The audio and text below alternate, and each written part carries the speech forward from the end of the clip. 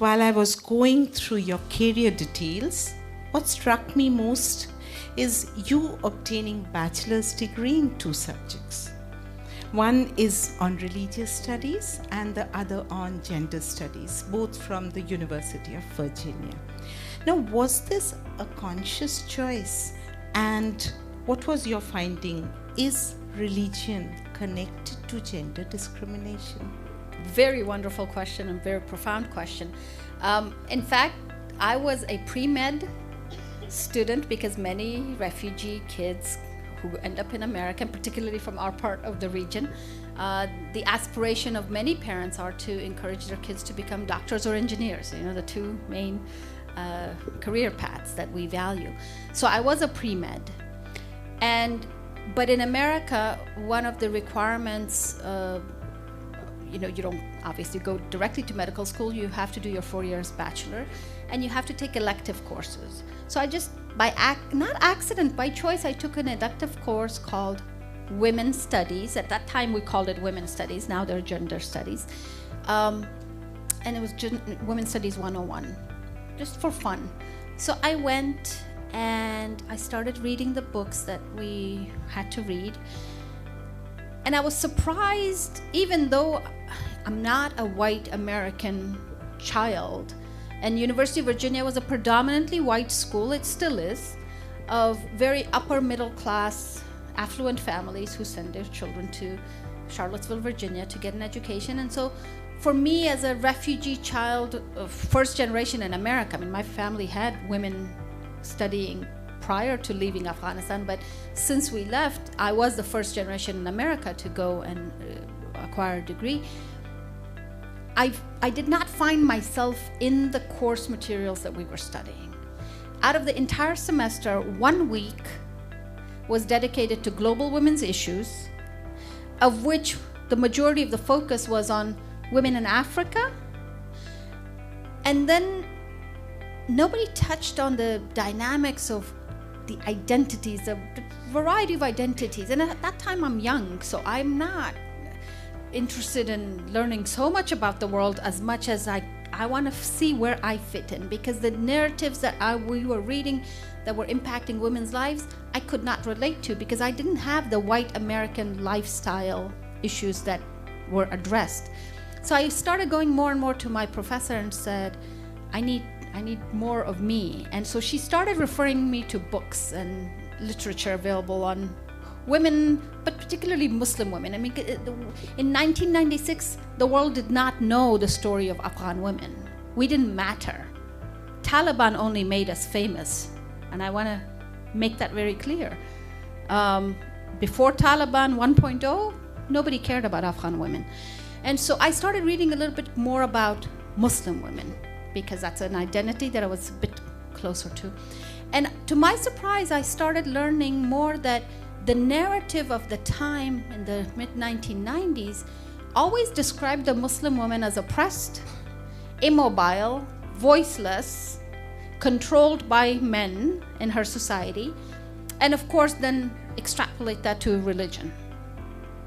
So I wanted to say, okay, is this the truth? Because my father is a Muslim man, my mother is a Muslim woman.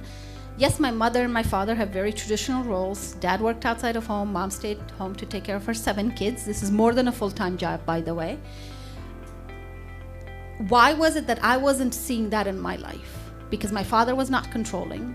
My father was not abusive. My father did not stop us from doing the things we wanted to. We had cultural boundaries defined as we're Muslims, we're Afghan, we're Pashtuns, we're living in America, but it was not a means to prevent you, but a means to understand who you are. And so I started to really challenge, and then started interested in learning more about this religion called Islam that I was part of, but I'd never really studied it. I only practiced it as a Muslim kid growing in a Muslim family. And the more I delved into understanding the history of the religion of Islam and then monotheistic religions to just do comparison, the Abrahamic religions, I began to question a lot more of what we were being taught.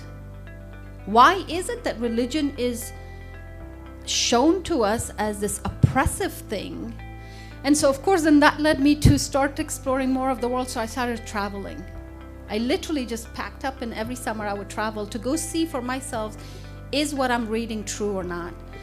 And before I knew it, time was up, 4 years finished, graduated with a degree, and I had no idea what I wanted to do with my life because I was not going to medical school.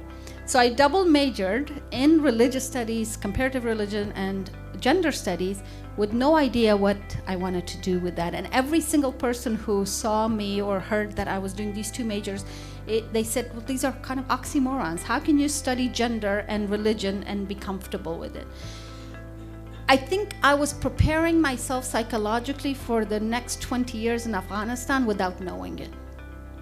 Because in Afghanistan, if you do not know the intricacies of how women are perceived and viewed and dealt with, and the constant excuses used by men as religion, me understanding that, having my background in these two fields, enabled me to question things on the ground for the 20 years that I worked and continue to in Afghanistan in a way that I would not have been able had I not had those studies. So very long story short, that I prepared myself for something that I'm dealing with even to this day, because I'll end this question with the 5th day after the government of Afghanistan fell, the Taliban Education Commission invited me to my ministry office.